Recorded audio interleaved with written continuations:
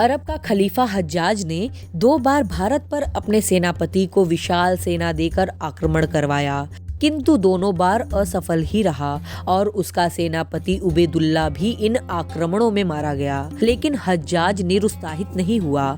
अब उसने अपने दामाद मोहम्मद बिन कासिम को विशाल सेना देकर भारत पर आक्रमण के लिए भेजा।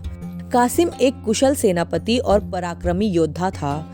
अरबों की सेना में 25,000 सैनिक थे, जबकि दाहिर की सेना बहुत कम थी।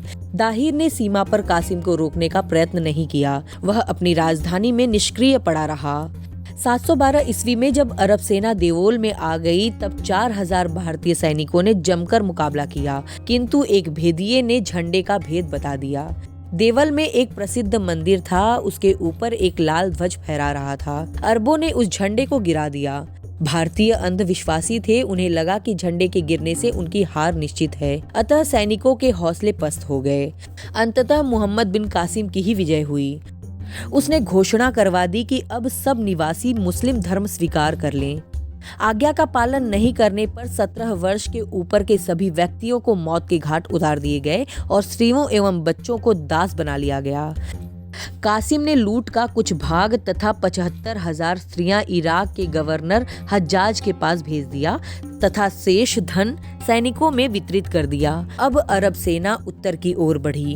उसने नेरुन एवं सर्विस्तान पर विजय प्राप्त कर ली।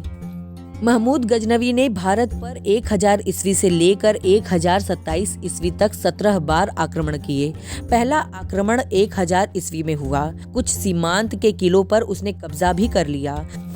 दूसरे ही वर्ष उसने एक विशाल सेना के साथ आक्रमण कर दिया। पेशावर में राजा जयपाल को उसने पराजित कर दिया। जयपाल और उसके नाती बंदी बना लिए गए। 40 हाथी तथा धन इत्यादि लेकर जयपाल को मुक्ति मिली।